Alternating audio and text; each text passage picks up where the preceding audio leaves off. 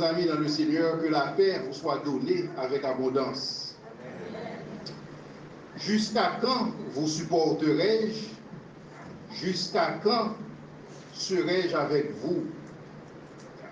Tel est le sujet que nous tirons dans le livre de Luc, au chapitre 9, les versets 38 à 46, qui vous a été lu. Ce passage, chers amis, est riche en leçons, afin de faire de nous des hommes et des femmes accomplis à toute bonne œuvre. Le verset 31 nous présente Jésus et ses disciples qui descendirent de la montagne. Et c'était cette montagne bénie où a eu lieu la transfiguration. Et c'est là que les trois disciples ont eu l'opportunité de voir Jésus dans sa gloire. Ils ont eu un avant-goût de la manifestation de la gloire de Dieu. Pierre, Jean et Jacques. Face à ce constat, Pierre, Jean et Jacques auraient beau aimer demeurer sur cette montagne. Ils aimeraient rester au sommet de la montagne, parce que telle est la réalité de tous ceux qui font l'expérience de sommet de montagne. Ils ne veulent pas descendre dans la vallée. Nous voulons tous rester au sommet. Mais cependant, chers amis, Dieu nous appelle à descendre dans la vallée, parce que c'est justement dans la vallée que notre foi est mise à l'épreuve. Et c'est la vallée qui révèle véritablement de quoi nous sommes faits. Donc l'expérience de la vallée et l'expérience du sommet ont toute leur importance dans la marche avec Dieu. Et là, dans cette vallée, les disciples allaient se rendre face à face avec un défi de taille. C'est celui d'un père pris au dépourvu, angoissé et meurtri, car son fils unique était l'objet d'une crise d'épilepsie d'origine démoniaque. Le verset 39 indique qu'un mauvais esprit par moment s'emparait de son fils unique pour le maltraiter. Matthieu, tout comme Luc qui a rapporté ces faits, Matthieu nous précise dans ce récit que souvent l'esprit jeta l'enfant tantôt dans le feu, tantôt dans l'eau, selon Matthieu 17, verset 15, et l'enfant souffrait cruellement. Cependant, ayant entendu parler de Jésus, et sachant aussi que Jésus avait des disciples, puisque tout disciple accompli est comme son maître, le père s'évertua, le père de l'enfant, s'évertua de solliciter l'aide de ses disciples, l'aide des disciples de Jésus, pour délivrer son fils des griffes de mauvais esprits. Mais hélas, les disciples n'ont rien pu faire. Et c'est alors que Jésus, indigné, dit à ses disciples: jusqu'à quand serai-je avec vous? Et jusqu'à quand vous supporterai-je? Je me demande si cette question de Jésus, qui est à la fois une question rhétorique et une question dénonciatrice, ne peut pas être une question qui s'applique à nous aujourd'hui. Je me demande si le Seigneur ne peut pas nous faire cette question aujourd'hui, à savoir, jusqu'à quand serai-je avec vous? Et jusqu'à quand vous supporterai-je? À nous, chers amis qui sommes parvenus à la fin des siècles, il est évident que le Seigneur n'est pas avec nous physiquement, comme il a été avec les disciples dans la chair. Physiquement, le Seigneur peut ne pas nous faire cette question. Toutefois, rien ne l'empêche de nous interroger quant aux investissements qu'il a consentis en nous. Rien ne l'empêche de nous faire cette question par rapport au chemin qu'il a parcouru avec nous. Et rien ne l'empêche de nous faire cette question par rapport au talent, par rapport aux dons dont il nous a dotés. Il se pourrait que le Seigneur s'attend à recevoir beaucoup plus, car il est dit dans les Écritures que à celui à qui on a beaucoup donné, beaucoup sera exigé. Luc 12, verset 48. Il se pourrait que le Seigneur attend de nous un retour sur investissement beaucoup plus significatif. Et c'est ainsi que le père de l'enfant, dans son désarroi, mais constatant quand même la proximité, la relation de proximité de Jésus par rapport à ses disciples, et le fait que les disciples étaient toujours au pied de Jésus à recevoir instruction. Et il y a aussi que les disciples, si vous voulez, ressemblaient un peu à Jésus. On se souvient de cette soirée qui, dans le jardin de Gethsémane, quand les soldats sont venus, et les soldats avaient de la peine à distinguer parmi les 12, parmi les 11, puisque Judas était accompagné des soldats, les soldats avaient de la peine à distinguer qui était Jésus, parce que les disciples ressemblaient à leur maître. On se souvient aussi du récit où l'apôtre Pierre était interrogé par une servante du temple qui lui demandait quant à son appartenance par rapport à Jésus. Et c'est aussi que plus tard, on retrouve un groupe de disciples dans le livre des Actes des Apôtres qui ressemblent tellement au Seigneur qu'on les a appelés des chrétiens par rapport à leur affiliation à la personne de Jésus-Christ. Fort de ce constat, il était tout à fait normal pour ce père angoissé d'approcher les disciples de Jésus-Christ pour obtenir miséricorde et soulagement. Il se pourrait que le père de cet enfant, ayant fait cette observation, pensait que les disciples pourraient avoir la solution face à la condition de son fils. Mais hélas, ce père est ressorti déçu des disciples de Jésus qui n'ont pas pu changer la condition de son fils, déçu des disciples de Jésus-Christ qui n'ont pu faire aucun impact dans la vie de son fils. Parfois, chers amis, je me demande si le monde n'est pas aussi déçu de nous, déçu de ceux qui se disent chrétiens, mais qui n'ont aucun impact dans la vie des autres, aucun impact dans leur environnement. Leur vie n'a aucune influence sur leur entourage afin de provoquer un quelconque changement de direction. C'est comme s'ils étaient venus en vain et repartent en vain. Et c'est ainsi que le monde est déçu. Certains qui font face à des situations difficiles se disent « Je vais me trouver un chrétien parce que là, j'espère obtenir consolation, j'espère obtenir encouragement. » Mais hélas, les chrétiens se plaignent autant et sont tout aussi découragés que le commun des mortels. Donc on peut comprendre le découragement et la déception de ce père de famille. Mais dans ce récit, il n'y a pas que le père de l'enfant à être déçu. Jésus-Christ est aussi déçu de ses disciples. Et c'est pourquoi il les a mis face, il les a mis dans le lot de cette race incrédule et perverse. Et c'est ainsi qu'il les réprimanda dans ces termes en disant « Jusqu'à quand serai-je avec vous? Et jusqu'à quand vous supporterai-je » Chers amis, dans la perspective de Jésus, pour ce qu'il s'agit du ministère, pour lui, c'est une question de développement de leadership. Aucun leader n'est plus efficace que celui qui génère d'autres leaders. Et donc, un leadership qui ne génère pas des leaders pour remplacer le leader principal n'est pas un leadership exercé à la manière de Dieu. Et Jésus disait à ses disciples, « Vous ferez de plus grandes choses que moi, parce que je m'en vais au Père », selon Jean 14, le verset 12. Et Dieu nous a donné un modèle, il nous a donné, si vous voulez, un plan, à savoir la façon dont nous devons exercer notre ministère. Et c'est ce que nous trouvons dans le livre de la Genèse, où on nous parle du récit de la création.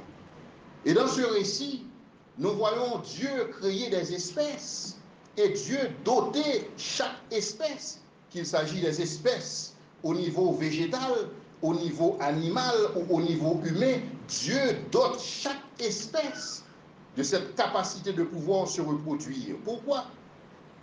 Parce que si, en effet, les espèces n'ont pas la capacité de pouvoir se reproduire, par exemple un arbre, Dieu serait dans l'obligation de conduire de manière perpétuelle une campagne de reboisement. Mais Dieu ne veut pas faire cela parce que Dieu veut se reposer le 7e jour, il veut se reposer de ses œuvres créatrices. Et donc pour ce faire, Dieu veut que ses œuvres puissent perdurer de par elles-mêmes. Dieu veut que ses œuvres puissent continuer même sans lui, afin qu'il puisse se reposer de ses œuvres créatrices pour se consacrer à ses œuvres de rédemption. Et puisque c'était dans cette même perspective que Jésus exerçait son ministère, alors nous pouvons comprendre la déception de Jésus. Il était déçu de voir que ses disciples n'étaient pas encore prêts pour la relève. Alors, jusqu'à quand vous supporterai-je? Jusqu'à quand serai-je avec vous? Les disciples n'étaient pas à la hauteur, non pas par faute de capacité, car cette capacité existait en eux, en potentiel, mais cependant, ils devaient tout simplement actualiser ce potentiel. Ils devaient tout simplement mettre en valeur ce potentiel reçu de Dieu. Et les disciples, chers amis, ne sont pas si différents de nous. Beaucoup sont conscients que Dieu leur a béni. Beaucoup sont conscients que Dieu a beaucoup investi en eux. Le potentiel est là, mais ils ne s'en servent pas. Et là, je pense à Napoléon Hill qui dit que tout ce dont vous ne servez pas, vous allez le perdre, et même votre cerveau. Donc il faut utiliser le potentiel reçu, et ceci est ne pas faire à l'instar de celui dont Jésus nous parle dans la parabole des talents, celui qui enterra ses talents sous terre, sous prétexte que le maître est méchant, et donc il veut rendre au maître exactement ce que le maître lui avait donné. Cependant, dans cette parabole, le Seigneur nous instruit quant à la nécessité d'investir nos talents et de les faire fructifier. Alors quand vous avez un potentiel que vous n'actualisez pas, Jésus-Christ est déçu. Non seulement Jésus-Christ est déçu, mais la société aussi qui nous observe est déçue. Déçue du fait que notre influence dans la société est négligeable, alors que nous affirmons servir un Dieu tout-puissant, alors que nous affirmons être revêtus de l'Esprit de Dieu qui a ressuscité Jésus-Christ d'entre les morts. Chers amis, une autre cause de déception que nous trouvons dans ce passage, c'est que la Bible nous dit dans le verset 46, « Or, une pensée leur vint à l'esprit, savoir lequel d'entre eux était le plus grand. » Cet esprit de rivalité était non seulement une cause de déception, mais j'ai l'impression que cet esprit de rivalité était aussi l'une des causes de leur incapacité à produire un impact dans la vie de cet enfant malade. Pourquoi? Parce que les disciples étaient divisés. Or, tout royaume divisé ne peut subsister. Il n'y a aucune puissance dans la division. Il n'y a rien qu'on puisse accomplir dans la division. Et chacun, on a l'impression que pour les disciples de Jésus-Christ, chacun construisait son propre royaume. Chacun avait son propre agenda. Chacun avait sa propre lecture de la réalité. Et donc il était évident qu'il ne pouvait pas disposer de la puissance de Dieu pour agir sur les problèmes et de les résoudre de manière appropriée. Le monde ou la société observe aussi cette rivalité qui nous caractérise. Et le monde est déçu pour voir que parmi ceux qui se disent frères, l'unité n'existe pas. Et donc le monde est déçu. Et Jésus-Christ est tout aussi déçu. Et donc le texte qui nous est présenté, c'est un texte qui est chargé de déception. D'abord, nous ne sommes pas à la hauteur en dépit de tout l'investissement consenti en nous. Et maintenant, chacun veut paraître plus grand en raison d'un sentiment de rivalité. Et voilà ce qui nous empêche de travailler ensemble et pour le bien commun. La question de Jésus aux disciples laisse transpirer une certaine fatigue. On a l'impression que Jésus-Christ est fatigué. Jusqu'à quand serai-je avec vous? Jusqu'à quand vous soutiendrai-je? Après 3 ans de formation intensive, les disciples auraient dû être des maîtres. Pour certains, l'investissement du Seigneur dans notre vie, cela fait déjà 10 ans. pour d'autres 15 ans, pour certains 20 ans et même 30 ans. Alors, jusqu'à quand vous supporterai-je? Jusqu'à quand serai-je avec vous? Pourquoi vous n'actualisez pas votre potentiel? Pourquoi? L'auteur de l'Épître aux Hébreux parle aux chrétiens en ces termes.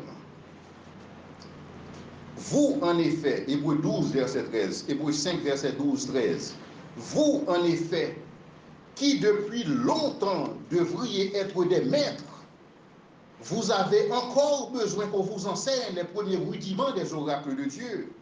Vous êtes venus à avoir besoin du lait et non de la nourriture solide. Or, quiconque est au lait n'a pas l'expérience de la parole de justice, car il est un enfant. La meilleure façon, chers amis, d'assurer la maturité d'un enfant, c'est de lui laisser voler de ses propres ailes. La meilleure façon de garantir la maturité d'un enfant, c'est de lui laisser faire ses propres expériences et donc permettre qu'il laisse le toit familial pour développer son potentiel. La réalité, c'est qu'on n'enseigne pas la maturité. Il n'y a aucune autre école sur la terre qui enseigne comment on devient mature. La maturité s'acquiert avec le temps et l'expérience. Jésus disait à ses disciples, il est avantageux pour vous que je m'en aille. Il est avantageux pour vous que je m'en aille, car si je ne m'en vais pas, le consolateur ne viendra pas vers vous. Jean 16, verset 7. Pourquoi Jésus devait-il s'en aller? Et pourquoi envoyer un consolateur? Jésus ne pouvait-il pas demeurer indéfiniment avec ses disciples? Il aurait pu, il est Dieu. Mais cependant, Jésus affirme à ses disciples qu'il est avantageux pour vous que je m'en aille. Parce que si je ne m'en vais pas, le consolateur ne viendra pas. Maintenant, pourquoi avons-nous besoin d'un consolateur? C'est parce que, chers amis, voler de ses propres ailes peut nous causer du tort. Voler de nos propres ailes peut nous causer des dommages. Parce que nous n'avons plus ce système de support qui nous entourait. Donc il nous faut un consolateur pour nos déboires. Il nous faut un consolateur quand nous sommes en souci. Donc Dieu nous a préparé ce consolateur. Il savait que son fils était là pour accomplir une mission dont la durée de ce mandat était de 3 ans. Et après, de laisser une relève bien préparée, en sorte que nous puissions aujourd'hui servir à la louange de la gloire de Dieu. Mais cependant, le Seigneur savait qu'il nous faut un consolateur, parce que le fait pour nous de n'être pas dans sa présence physiquement peut engendrer des déboires. Et donc, il nous faut un consolateur. Et donc, maintenant que les disciples n'avaient plus Jésus selon la chair pour faire le travail à leur place, parce que c'est ce à quoi les disciples s'attendaient, les disciples voulaient que Jésus-Christ fasse tout pour eux à leur place. Ainsi, ils ne pouvaient pas actualiser leur potentiel. Mais cependant, une fois que Jésus n'était plus avec eux dans la chair, les disciples ont eu l'opportunité de voler de leurs propres ailes, bien sûr accompagnés du consolateur. Ils ont pu actualiser leur potentiel et maintenant, ils ont pu chasser les démons, guérir les malades, ressusciter les morts, purifier les lépreux, et ils ont effectivement fait de plus grandes choses que leur maître, tel qu'il le leur avait dit.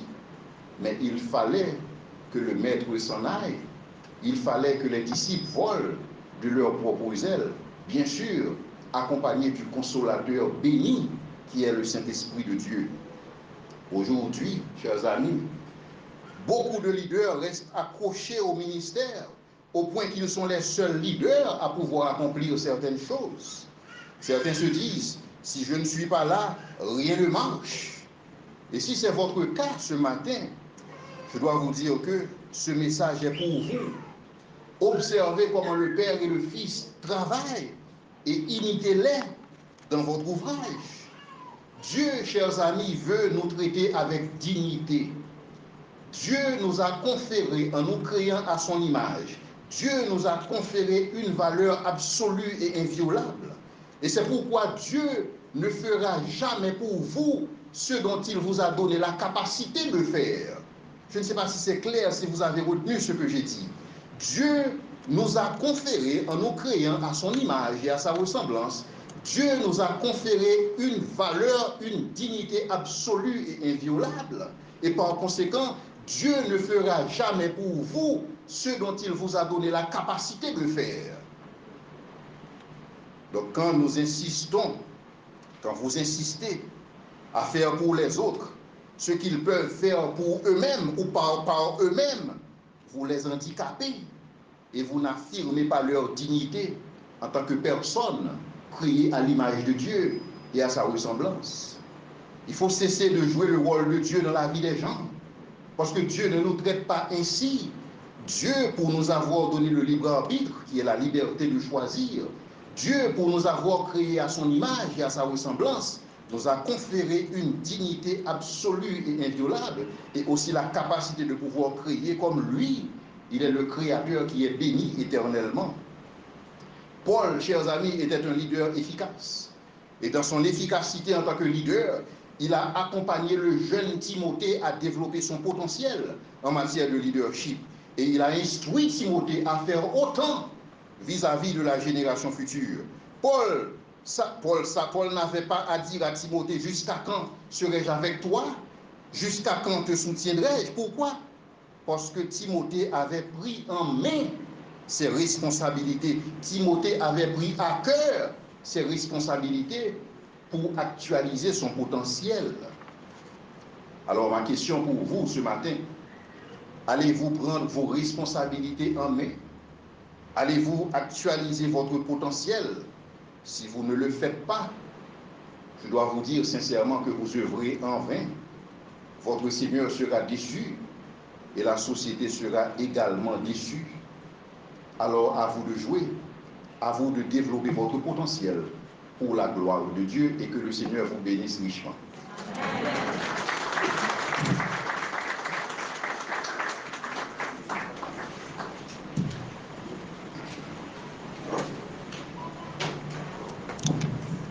À de nouveaux combats, Jésus, tu nous appelles.